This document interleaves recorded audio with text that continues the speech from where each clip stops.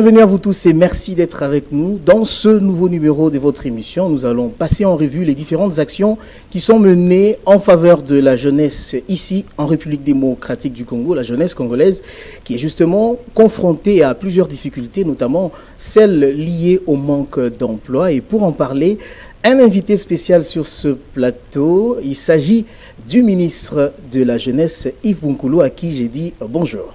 Bonjour. Merci, monsieur le ministre, de nous recevoir. C'est moi qui vous dis merci d'être là. Alors, monsieur le ministre, d'entrée de jeu, s'il vous faut faire aujourd'hui un état des lieux dans votre secteur, que diriez-vous, monsieur le ministre?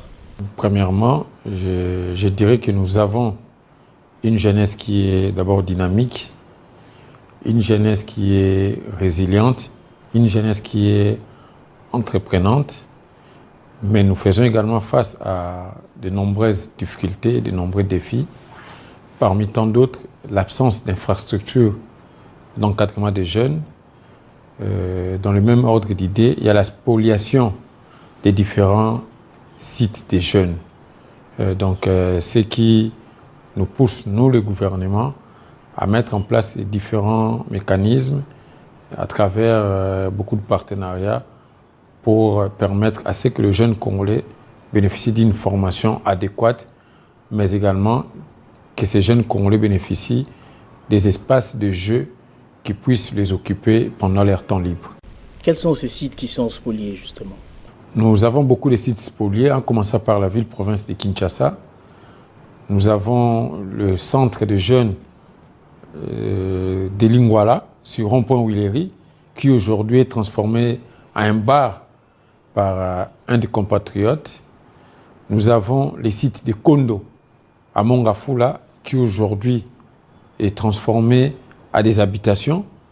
Nous avons également un site à Yolo, transformé également en habitation. Nous avons des sites dans le Katanga qui sont spoliés par plusieurs sociétés minières, à Mukulubu 1, Lukuni. Nous avons également des sites dans le Lualaba qui sont spoliés dans la province orientale, plus précisément à Mangobo, et dans le nord Kivu, à Goma, où on n'a même plus un seul centre qui appartient à l'État. Et nous avons également un autre centre d'insertion de jeunes à Massissi, qui est spolié par un agent même de l'État, fut-il un chef de division provinciale que j'ai suspendu, qui a transformé ces centres de jeunes à son école privée. Et je suis sûr que dès la fin de l'année scolaire, nous allons tout faire pour récupérer ces centres. Il y a également dans le site Kivu, où nous avons de nombreuses spoliations, il y a même certaines églises qui spolient les centres de jeunes de Kawa 2, mais également à Bagira, où nous faisons face également à une spoliation. Et pour revenir aussi sur des sites agricoles, nous avons à Maluku certains sites agricoles, notamment Imporo, qui sont également spoliés par certains compatriotes. Alors, monsieur le ministre, qu'est-ce que vous faites pour récupérer tous ces sites? Nous sommes en justice, nous sommes en justice et je salue la justice congolaise parce qu'il faut quand même le dire. Dans le Katanga, nous avons eu gain de cause au niveau de Mukulubu, où nous avions un site qui était spolié par une des sociétés minières. Mais aujourd'hui, la société minière que nous avons traduit en justice a accepté de collaborer avec le ministère de la Jeunesse en encadrant les jeunes qui sont dans le secteur minier, des coopératives de jeunes, donc en prenant ces coopératives de jeunes, mais également en mettant en place un partenariat gagnant-gagnant qui va permettre au ministère de bénéficier des infrastructures en échange de ces sociétés qui occupent certains de nos terrains. Est-ce que vous pensez que la spoliation de ces sites constitue un frein justement à vos actions? Que ça empêche aux jeunes, je donne l'exemple des centres d'insertion de jeunes. Ce sont des centres où nous encadrons les jeunes qui sont en déperdition scolaire ou en décrochage scolaire. Mais les jeunes ne savent plus accéder à ces centres suite de fois au fait que nous n'avons pas beaucoup de bâtiments. Je donne l'exemple à Kimbantseke, où nous avons toute une parcelle qui est occupée aujourd'hui par des particuliers et l'autre partie qui reste n'est possible que de recevoir un nombre d'apprenants faible. Donc nous n'avons que 4 locaux de formation Et pourtant, nous pourrons en bénéficier. Et pas plus tard encore que cette semaine, nous apprenons qu'il y a un bourgmestre sortant de la commune d'une commune de Kikwiti qui venait de vendre encore un autre centre d'insertion de jeunes. Donc cela empiète sur le fonctionnement de nos centres d'insertion et bloque également l'encadrement des jeunes. Et ces faits sont effectués dans beaucoup de provinces et nous sommes en train de mener ces combats avec la bénédiction du ministère de la Justice. D'abord, c'était le gouvernement qui avait décidé sous le leadership de son Excellence, Monsieur le Président de la République, et l'accompagnement du ministère de la Justice. Nous sommes en train d'avoir gain de cause petit à petit sur plusieurs des centres de jeunes qui ont été spoliés. Alors nous allons suivre de près l'évolution de ce dossier, mais nous aimerions savoir, Monsieur le Ministre, quelles sont les actions aujourd'hui que nous pouvons mettre à votre actif, en quelques mots. En quelques mots, nous avons travaillé sur 4 axes principalement. Le premier axe, c'était l'axe lié à la formation. Donc nous avons harmonisé le programme de formation des jeunes au niveau de nos centres d'insertion, mais nous avons lancé également plusieurs formations, à commencer par la ville-province de Kinshasa, où nous avons formé plus de 1000 jeunes dans l'agribusiness. Nous avons également formé des jeunes à Kikwiti. Nous avons formé des jeunes à Chikapa, environ 1000 aussi à Chikapa, 1000 à Kikwiti. Nous avons formé encore des jeunes à Lubumbashi et plus précisément des jeunes vivant avec handicap, que nous avons formé environ 300 jeunes à Kikwiti. Ici encore à Kinshasa, nous avons eu à former plus d'une centaine de jeunes en entrepreneuriat et en encadrement de structures de jeunes. Nous avons également formé des jeunes à travers différents forums, notamment le forum Emerge, qui a formé des jeunes dans le digital. Plus de 300 jeunes ont été formés. Il y a également un axe important sur lequel nous nous sommes apaisantis, c'est l'axe lié à l'entrepreneuriat. Vous êtes sans ignorer que nous nous sommes battus et avec la volonté ainsi que la vision de son Excellence, Monsieur le Président de la République, aujourd'hui, nous avons obtenu gain de cause pour le fonctionnement du Fonds spécial pour la promotion, l'entrepreneuriat et l'emploi des jeunes. Qu'en est-il, Monsieur le Ministre? Effectivement, son Excellence, Monsieur le Président de la République, venait de mettre en place un comité de gestion ainsi qu'un conseil d'administration qui devra gouverner cet établissement public en vue de rendre effective l'accès aux jeunes à des crédits.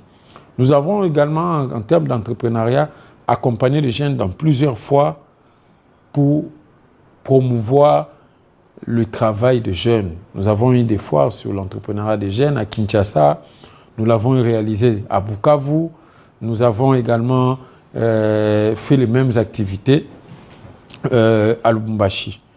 Et à côté de cela, nous avons accompagné les jeunes dans la formation dans le cadre du programme PADEM-PME, où, grâce au Conseil national de la jeunesse, beaucoup de jeunes ont reçu de formations. Eux, aujourd'hui, sont bénéficiaires de ces fonds que la République a mis à la disposition des jeunes, un fonds de 100 millions de dollars pour financer les différents projets de jeunes. Nous avons également accompagné beaucoup de jeunes à travers toujours l'entrepreneuriat, en partenariat avec le PNUD, où nous avons financé des dizaines de jeunes dans leurs projets d'entrepreneuriat à Kinshasa, mais également à Goma dans le cadre du commerce transfrontalier avec l'accompagnement de PNUD. Alors, Monsieur le Ministre, on a compris qu'il y a beaucoup d'actions qui sont à mettre à votre actif, mais la jeunesse congolaise est confrontée à la problématique de l'emploi. Il y en a qui finissent leurs études dans différentes facultés, dans les établissements publics, mais qui finissent par devenir des chômeurs parce qu'il n'y a pas de boulot. Vous êtes le ministre de la Jeunesse. Que faites-vous justement? Ou la question, c'est de savoir quelles actions avez-vous entrepris pour permettre l'accès des jeunes au marché de l'emploi? Oui, merci pour cette question. J'allais finir la première question qui restait un axe aussi important sur lequel nous sommes apaisantis. C'est l'axe lié au volontariat. Donc nous avons lancé au niveau, nous avons commencé par Kinshasa et le Congo central, le programme du volontariat qui permettra également à ce que les jeunes puissent avoir l'essence du patriotisme et à mieux appliquer le civisme. En termes d'accompagnement des jeunes sur la problématique liée à l'emploi, je crois qu'il y a une réponse que le gouvernement a donnée. Le gouvernement a mis en place plusieurs programmes d'accompagnement des jeunes parce que notre vœu, ce n'est pas que d'avoir des jeunes demandeurs d'emploi, c'est d'avoir également des jeunes créateurs d'emploi. Raison pour laquelle le gouvernement a mis en place différents programmes. Le programme PADEM-PME qui finance à 100 millions de dollars de projets des jeunes. Il y a le programme PEJAB qui finance à 35 millions de projets des jeunes en agribusiness. Nous avons également le FOGEC, qui est le Fonds de garantie de l'entrepreneuriat au Congo, qui a déjà lancé des financements des jeunes. Il y a une première cohorte de jeunes qui ont été financés, qui ont bénéficié des crédits du gouvernement. Mais le programme PADEM-PME et PEJAB, ce sont des subventions. C'est de l'argent que le gouvernement met en place en faveur des jeunes. Pour l'année 2022, il y a 450 jeunes qui ont reçu des financements de 50 à 100 000 dollars.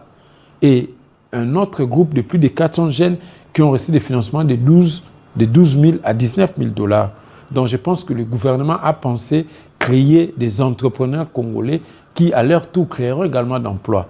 Mais en termes d'emploi dans le secteur public, il y a le processus de rajeunissement qui a commencé. Le gouvernement a commencé par la magistrature. Il y a 5 000 jeunes qui ont été recrutés suite au dernier test. Nous avons également un programme avec le ministère de la fonction publique pour le recrutement de 30 000 jeunes au niveau de l'administration. Mais le problème d'emploi ne concerne pas seulement l'État congolais. En ce qui concerne le secteur privé, le gouvernement est en train de travailler pour améliorer le climat des affaires, pour permettre au privé de développer de nouveaux emplois. Les jeunes qui terminent par exemple à l'université, comment concrètement ils bénéficient de votre accompagnement, monsieur le ministre? Donc, les jeunes qui terminent dans les universités, nous mettons en place, avec notre administration, des programmes de formation des jeunes dans l'entrepreneuriat. Donc, les jeunes qui s'orientent dans ces programmes reçoivent une formation. Ceux qui veulent se lancer dans la business... C'est-à-dire qu'il faut qu'ils aient un projet au préalable. Vous pouvez avoir un projet ou une idée de projet. Donc, il y a un accompagnement qui est effectué. Je donne l'exemple de PEJAB. Vous pouvez avoir une idée de projet. Lorsque les jeunes déposent les idées de projets, quand ils sont retenus, il y a une incubation qui est effectuée. Le programme est implémenté dans 6 provinces. Donc, il y a une incubation qui est effectuée, après quoi les jeunes bénéficient des financements. Et déjà aussi avec le ministère de l'Entrepreneuriat, il y a un programme qui sera lancé, si tout va bien cette année, de formation en entrepreneuriat pour des finalistes. Donc, ce sont là les différents mécanismes que l'État a mis en place pour accompagner les jeunes, et sans oublier qu'il y a une loi que le gouvernement a adoptée en ordonnance loi signée par son Excellence, M. le Président de la République, sur l'entrepreneuriat et l'artisanat, qui fixe beaucoup d'avantages aux jeunes entrepreneurs. Alors, monsieur le ministre, l'autre question, c'est de savoir, est-ce que vous avez les moyens de votre politique? Le gouvernement venait justement de présenter le projet de loi qui a été adopté au niveau de l'Assemblée nationale, le projet de loi de finances 2023 qui remonte à 15,8 milliards de dollars. Quelle est la part du ministère de la Jeunesse dans ce budget, dans ce texte? Je dois être honnête, en ce qui concerne les ministères de la Jeunesse, il y a le document qui a été déposé, c'était un budget de 36 milliards de francs congolais, mais nous avons fait des plaidoyers auprès des honorables députés, parce que c'est le Parlement qui est l'autorité budgétaire, pour que notre budget soit ramené à un peu plus. Et nous attendons, le budget qui a été adopté, nous attendons à ce que des livres nous soient renvoyés. Vous pensez que c'est insuffisant? Oui, c'est insuffisant, mais nous devons comprendre aussi que l'action liée à la jeunesse n'est pas que budgétisée au niveau du ministère de la Jeunesse. Elle est transversale. Il y a le ministère de l'enseignement supérieur, il y a le ministère de la recherche scientifique, il y a le ministère de l'enseignement primaire, il y a le ministère de l'entrepreneuriat. Il y a ces différents ministères également ont des rubriques qui concernent même l'agriculture, même le développement rural, ont des rubriques qui concernent que ce soit l'employabilité des jeunes, que le financement de différents projets des jeunes. Donc, ce qui fait que au total, c'est quand même, il faut quand même le dire, c'est quand même assez considérable pour ce que le gouvernement est en train de faire aujourd'hui en matière de la jeunesse. Je l'ai dit ici, il y a 35 millions de dollars pour le programme PEJAB, 100 millions de dollars pour le programme PADEM-PME et 300 millions de dollars pour le programme Transform. Tout ça, c'est au bénéfice de la jeunesse aussi.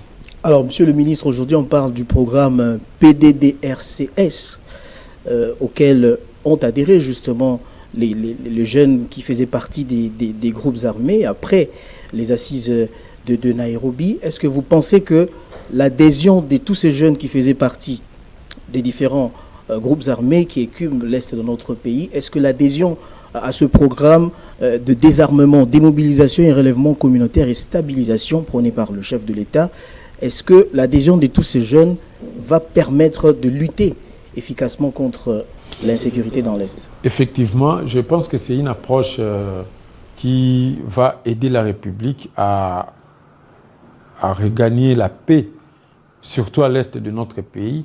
Mais à côté de cela, il y a également un élément important que je dois signaler. Le ministère de la Jeunesse a maintenant un plan d'action national sur la jeunesse, paix et sécurité. Donc nous sommes le deuxième pays en Afrique à en avoir, grâce au travail que nous avons effectué avec le secrétariat national de la résolution 2250, qui est une résolution du Conseil de sécurité des Nations Unies.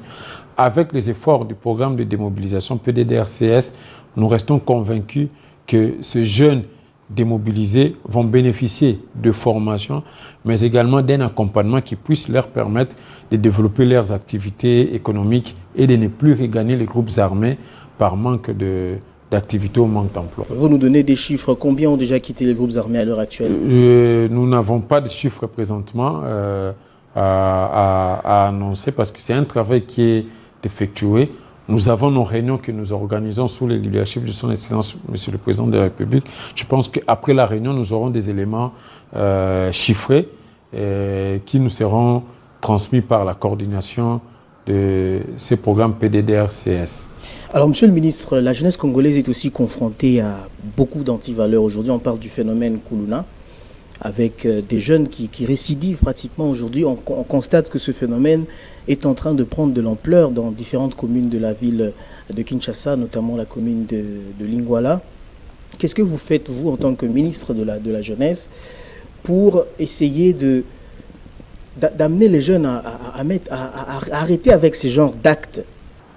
Nous faisons ce travail d'éducation à la citoyenneté, parce que nous venons là d'adopter au niveau du gouvernement une politique nationale sur l'éducation à la nouvelle citoyenneté, mais également un guide qui nous sensibilise le jeune au civisme, parce que le phénomène Kuluna, c'est aussi un manque de civisme de la part de jeunes qui le pratiquent. Ce n'est pas seulement une question liée à la situation sociale, c'est aussi une question liée au civisme. Nous faisons ce travail, mais à côté de cela, nous faisons une formation pour orienter ces jeunes à des métiers. C'est vrai, les formations ne sont pas obligatoires. Ce n'est pas comme l'enseignement de base qui est gratuit ou obligatoire, mais là, ce sont des formations à volonté.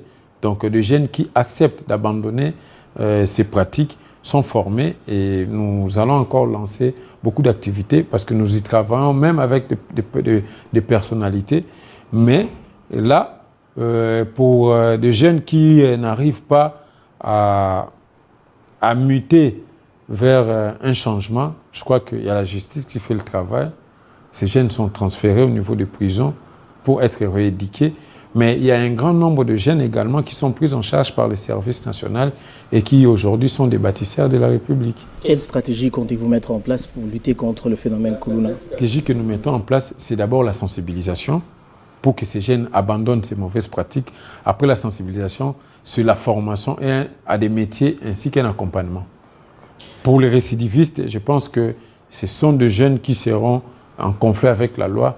Nous avons une justice, nous avons une police qui fait son travail. C'est très bien dit, Monsieur le ministre. Récemment, on a vu les jeunes s'adresser au président de la République, Félix Antoine Tshisekedi, au niveau du Parlement, une initiative du Conseil national de la jeunesse, mais patronnée par vous, Monsieur le ministre. Quel était l'objectif de cette grande activité? L'objectif, c'était pour permettre à son Excellence, Monsieur le Président de la République, et il faut quand même qu'on le dise, qui est animé de cette volonté de faire participer les jeunes à la prise de décision, à un échange direct avec les jeunes.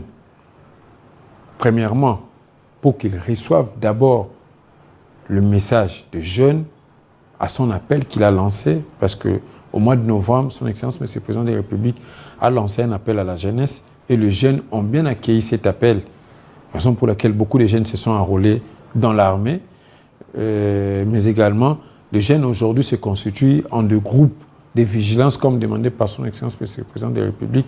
Et cet échange citoyen a permis à ce que M. le Président de la République soit en contact direct avec la population pour briser cet écart, ces fossés qui existent entre, comme on le savait avant, les autorités et les jeunes. Alors, Monsieur le ministre, je voudrais avoir votre réaction parce que le chef de l'État a appelé à la mobilisation générale. Aujourd'hui, nous sommes agressés par le Rwanda, pays voisin à la RDC. Comment vous réagissez à ça? D'abord, face à l'appel de son Excellence, M. le Président de la République, nous l'avons bien accueilli. Nous organisons beaucoup d'activités, de sensibilisation de jeunes pour l'enrôlement à l'armée, ainsi qu'à nos forces de sécurité. Et nous ne pouvons qu'appeler les jeunes au patriotisme, parce que l'ennemi n'utilise que le jeune pour atteindre son objectif. Et voilà pourquoi je lance encore un appel à tous les jeunes, surtout à l'est de notre pays, les jeunes Congolais qui vivent à l'est de notre pays, de ne pas adhérer à ces groupes armés, de ne pas adhérer à ces mouvements terroristes qui endeuillent notre pays. Nous appelons plutôt à ces jeunes d'adhérer dans notre armée ainsi que dans nos différentes forces de sécurité pour défendre la patrie. Et ensemble, nous pouvons mettre fin à ces complots ourdis par un pays frère, le Rwanda, qui veut à tout prix avoir la main sur les richesses de notre pays. Et ce n'est que la jeunesse qui est le dernier rempart pour sauver le pays. Et ce n'est que la jeunesse qui est le dernier rempart pour défendre la patrie. Alors, dès votre prise des fonctions, vous avez justement initié des ateliers sur l'entrepreneuriat. Ça a donné quoi, Monsieur le ministre? Ça a donné des résultats, parce qu'il faut quand même le dire. Aujourd'hui, nous avons beaucoup de jeunes qui sont bénéficiaires des financements grâce à des formations qui ont été données par-ci, par-là en faveur de jeunes qui demain seront des grands hommes d'affaires, qui demain seront des grands entrepreneurs, et ce qui permettrait également que l'économie congolaise soit entre les mains, pas seulement des Congolais, mais aussi des jeunes Congolais. Donc nous avons des résultats et nous sommes sûrs et nous maintenons cette allure de formation pour que réellement le jeune Congolais ait des capacités à élaborer leur plan d'affaires et avoir la facilité également de bénéficier à l'accès au crédit tel que mis en place par le gouvernement. Concrètement, qu'est-ce qu'on peut retenir de vos actions en quelques mots? Nous sommes en train de terminer déjà, Monsieur le ministre. Donc, ce qu'on peut retenir, c'est que nous nous sommes lancés dans la formation, que ce soit à travers nos centres d'insertion, mais également à travers, en collaboration avec différentes organisations. Nous avons également relancé le volontariat, mais également le programme du scoutisme pour permettre à ce que le jeune Congolais puisse avoir ce sens du patriotisme et ce sens de servir sans s'attendre à une quelconque rétribution.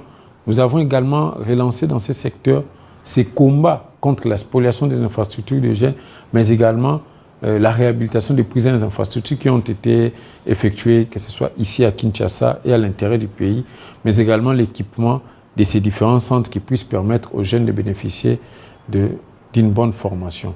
Et aujourd'hui, ce qui est effectif, c'est que les jeunes, en ce qui concerne la question d'emploi et d'entrepreneuriat, les jeunes sont maintenant financés à travers les différents mécanismes mis en place par le gouvernement que nous accompagnons et pour lesquels d'ailleurs nous sommes membres du comité de pilotage, que ce soit au PADEM-PME, que ce soit au PEJAB.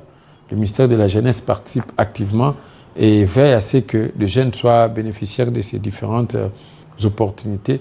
Et nous continuons à sensibiliser ces jeunes à pouvoir se saisir de ces opportunités offertes par le gouvernement. Nous avons terminé. Quel message avez-vous à lancer à ceux jeunes qui nous suivent en province comme ici à la capitale, qui n'ont pas de travail, qui sont chômeurs? Ils comptent sur vous, Monsieur le ministre.